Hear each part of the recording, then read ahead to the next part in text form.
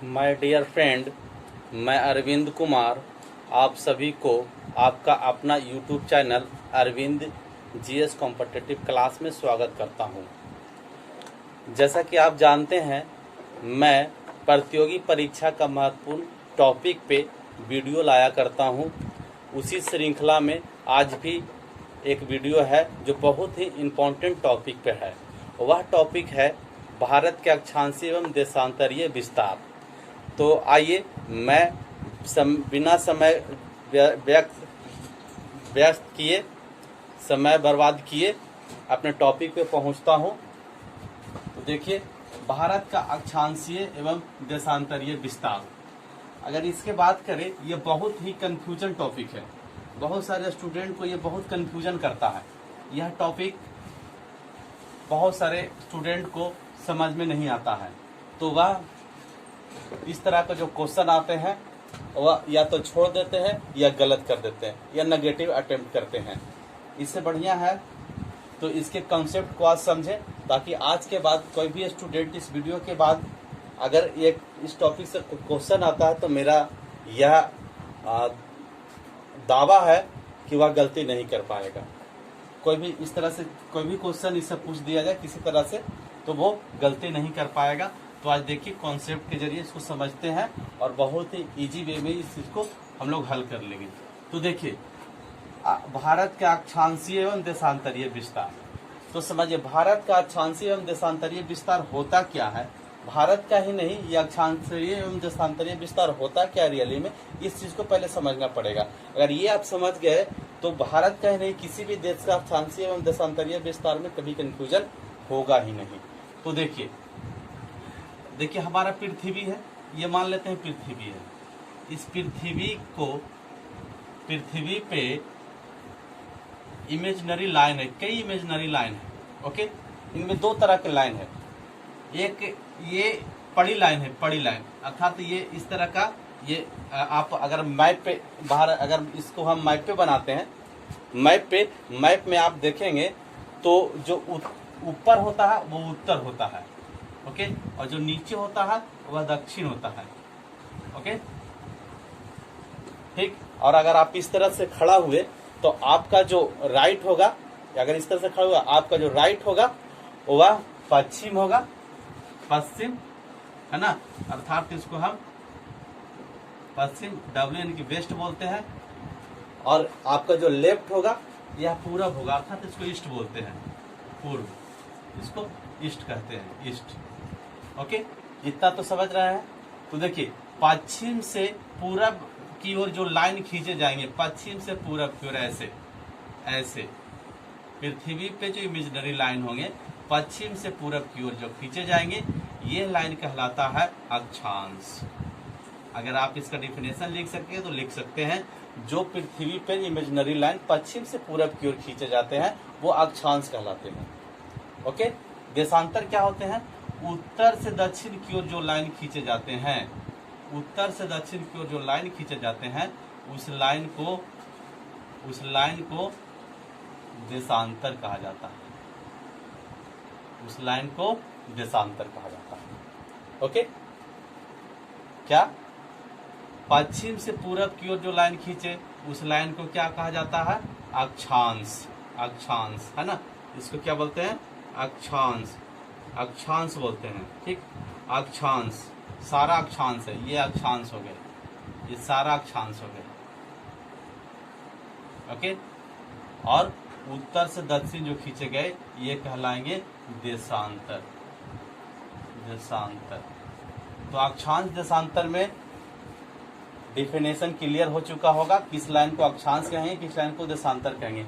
अक्षांश का अंग्रेजी होता है लैटिट्यूड, लैटिट्यूड, और देशांतर का अंग्रेजी होता है लॉन्गिट्यूड, लॉन्गिट्यूड।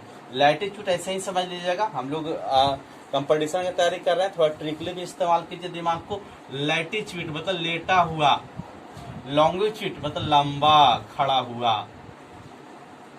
ओके, लैटिट्यूड लेटा हुआ, ये लेटा हुआ अगर रहे तो वो हो गया अक्षांश, लैटिट्यूड। और लॉन्गिट्यूड जो खड़ा यानी कि लंबा रहे, खड़ा रहे, वो देशांतर हो गया, लॉन्गिट्यूड हो गया। ओके, तो ये हम समझते हैं कि आप समझ गए होंगे। नेक्स्ट देखिए, अब देशांतर में जो सबसे बीच में, अब सबसे पहले बात करते हैं अक्षांश का। अक्षांश की बात करते हैं, देशांतर हटा देते हैं, अक्षांश की बात करते हैं। तो अक्षांश जो होता है,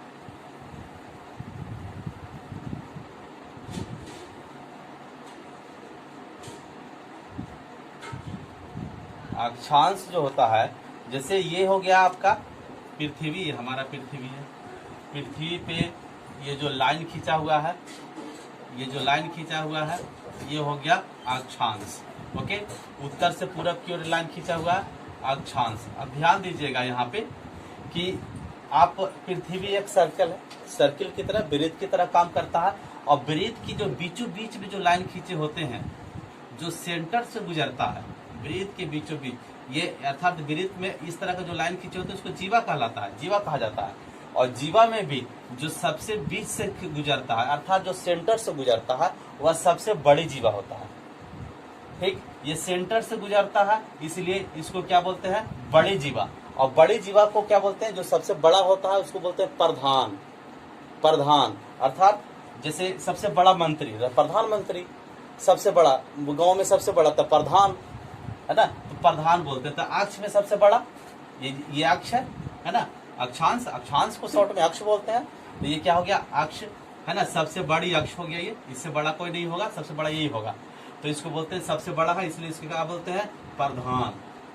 प्रधान अक्ष बोलते हैं इसको, प्रधान अक्ष। और ये सबसे बीच से गुजरता है, इसलिए इसको क्या बोलते हैं, 0 डिग्री अक्षांश। 0 डिग्री अक्षांश, अक्षांश। ओके, और क्या है, इसको, ये सबसे बीच में है, इसको एक और नाम है विषुवत रेखा। क्या नाम है, विषुवत रेखा। और इस लाइन के क्या नाम है, इस लाइन के अंग्रेजी में बोलते हैं इक्वेटर। इक्वेटर, ओके है ना, ये सब ये इसी का नाम है। और इसको क्या बोलते हैं, भूमध्य, भूमध्य रेखा। भूमध्य रेखा क्यों भूमध्य बोलते हैं, क्योंकि ये पूरे भूमि को लगभग बराबर भाग में बांट देता है, इसलिए इसको बोलते हैं भूमध्य रेखा। ये इतना नाम है केवल इस रेखा का। ठीक, क्या, प्रधान अक्ष, 0 डिग्री अक्षांश, विषुवत रेखा, इक्वेटर, भूमध्य रेखा। ओके, अब ध्यान दीजिएगा, ये इक्वेटर से अर्थात 0 डिग्री अक्ष से या विषुवत रेखा से ऊपर में जो भी लाइन खींचे जाएंगे, ऊपर में ये 0 डिग्री अक्ष से ऊपर में जो भी लाइन खींचे जाएंगे, ये कहलाएंगे उत्तरी अक्षांश। क्या कहलाएंगे, इसके ऊपर उत्तर होगा, उत्तर होगा, और उत्तर में जो भी लाइन होंगे ये उत्तरी अक्षांश कहलाएगा। इससे नीचे जो लाइन होगा है ना, ये नीचे, ये दक्षिण हो गया, दक्षिण, दक्षिण। और इसमें जो भी लाइन खींचे जाएंगे ये दक्षिणी अक्षांश कहलाएंगे। ठीक, तो ये क्या होगा, 0 डिग्री। 0 डिग्री के बाद अगर मान लिया ऊपर में 1 डिग्री भी बढ़ता है, तो ये मान लिया कि ये लाइन जो खींचा गया है 1 डिग्री पे खींचा गया है, तो इस लाइन का क्या नाम हो जाएगा, 1 डिग्री, 1 डिग्री उत्तरी अक्षांश। ठीक, इसको क्या लिखें, कैसे, 1 के 1 लिखेंगे, डिग्री के डिग्री लिखेंगे, और उत्तर में है इसलिए एन से इंडिकेट कर दिए, 1 डिग्री उत्तरी अक्षांश। यही लाइन अगर 1 डिग्री पर इधर नीचे में खींचा जाए है ना, तो इस लाइन के क्या नाम देंगे, 1 डिग्री के 1 लिखेंगे, डिग्री के डिग्री लिखेंगे। और ये कहाँ है, नीचे है, अर्थात साउथ में है, दक्षिण में है, साउथ में है, इसलिए एस से इंडिकेट करेंगे, 1 डिग्री 1 एस अक्षांश है ना, 1 डिग्री एन, 1 डिग्री उत्तरी अक्षांश इसको बोलेंगे। ओके, ये समझ गए होंगे, अब ये समझ गए होंगे। ठीक है, तो अब हम लोग देशांतर पे चलते हैं। देखिए, मान लिया कि ये पृथ्वी है, पृथ्वी पे ये इस तरह का अगर लाइन खींचा जाए, इस तरह का लाइन खींचा जाए, ठीक, पृथ्वी के बीचों बीच से है ना, एक इमेजिनरी लाइन खींचा गया है बीचों बीच से, ठीक है ना, जो है 0 डिग्री देशांतर। हर एक लाइन 0 डिग्री देशांतर मान लिया गया। इसको थोड़ा सा कि कोई भी लाइन जो है वहां के बाद बीच में ही हो जाएगा वो, ठीक है ना। तो एक 0 डिग्री देशांतर माना गया है जो लंदन से गुजरता है, जिसको ग्रीनविच कहा जाता है। ये 0 डिग्री देशांतर हो गया, देशांतर, है ना।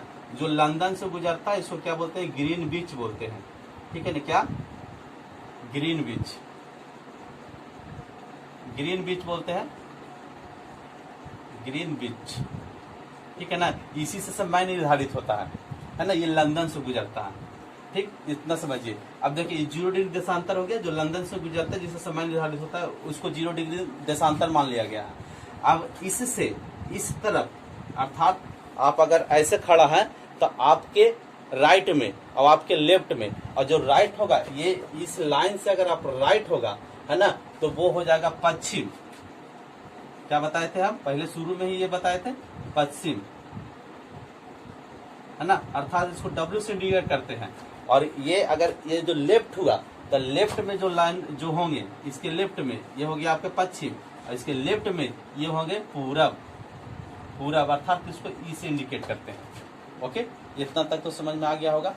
अब देखते हैं, यानी कि ये जो भी लाइन ऐसे खींचे जाएंगे, है ना, यहाँ से ऐसे खींचे जाएंगे, यहाँ से ऐसे खींचे जाएंगे, है ना, तो ये 0 डिग्री देशांतर से राइट साइड में हो गया पश्चिम, 0 डिग्री से लेफ्ट साइड में हो गया पूरब।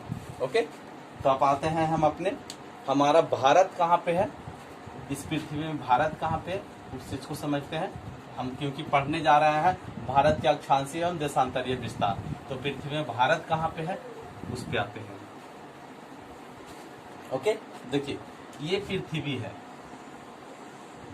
ओके, पृथ्वी के ये हो गया विषुवत रेखा, इक्वेटर मान लेते हैं, ये है इक्वेटर, 0 डिग्री देशांतर, 0 डिग्री देशांतर, सॉरी 0 डिग्री अक्षांश, अक्षांश, ठीक, ये 0 डिग्री अक्षांश है।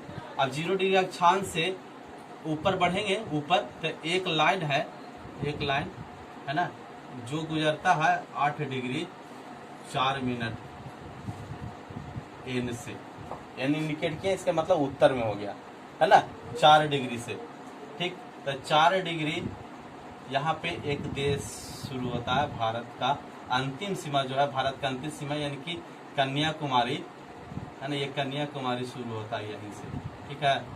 ये देखिए ये आपका हो गया कन्याकुमारी, शुरू हो रहा है यहीं से, है ना, ये आपका हो गया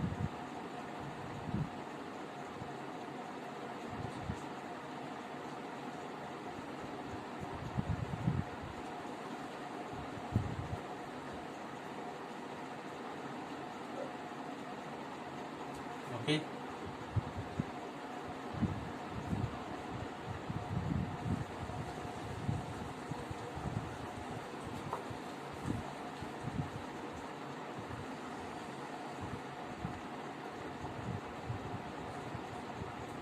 ठीक है, इस तरह से मान लेते हैं हम, थोड़ा सा इसको बड़ा बना लेते हैं क्योंकि इसको हमको पूरब में दिखाना है।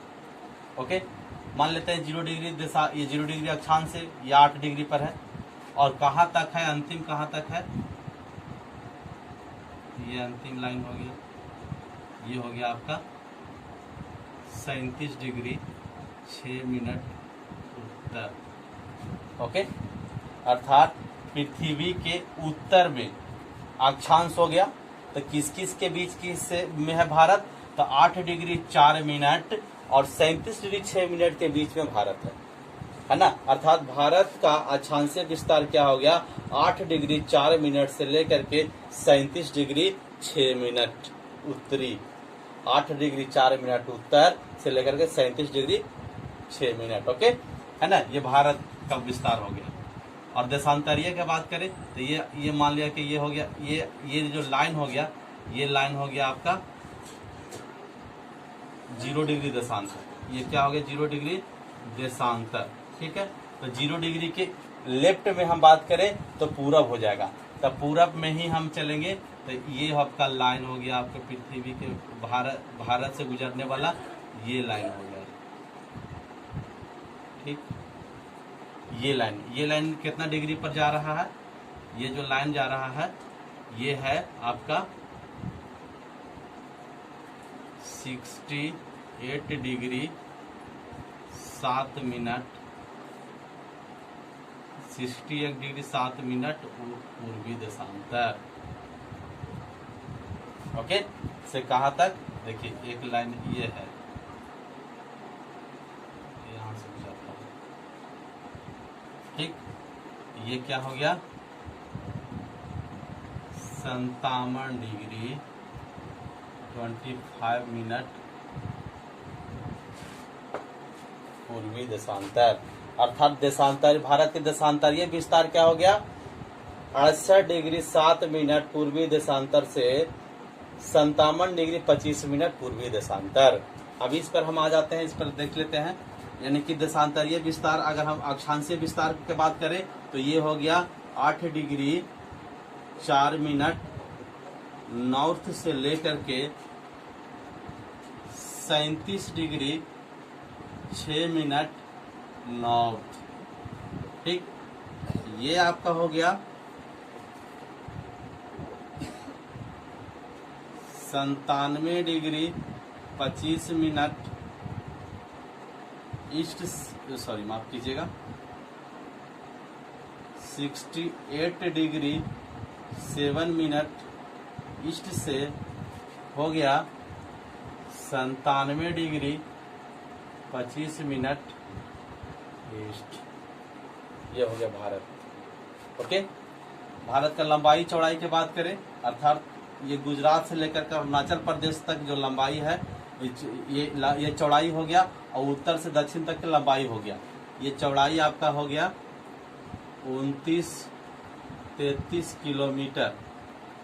ओके, लंबाई हो गया 32-14 किलोमीटर, ठीक।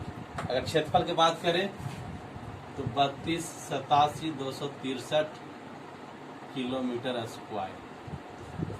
ये हो गया भारत का स्थिति विस्तार, लंबाई चौड़ाई है, क्षेत्रफल, ठीक है। मैं समझता हूं कि आप भारत का अक्षांशीय एवं देशांतरीय विस्तार को बहुत अच्छा से समझ चुके होंगे। अगर आपको यह जानकारी से भरपूर लगे तो हमारे वीडियो को लाइक कीजिएगा, कमेंट कीजिएगा। अगर पसंद हो तो लाइक कीजिएगा, अगर पसंद ना हो तो डिसलाइक भी कीजिएगा, लेकिन कारण बता दीजिएगा कि क्यों हम डिसलाइक कर रहे हैं। और साथ ही साथ अगर आपको और ऐसा वीडियो चाहिए तो सब्सक्राइब भी कीजिए, ताकि नोटिफिकेशन आपके पास जा सके और मैं आपको मोटिवेट भी होता हूं। अगर वीडियो लाइक होता है, वीडियो पर कमेंट होता है, तो मैं और इस तरह का वीडियो बनाने का मुझे और मन करता है।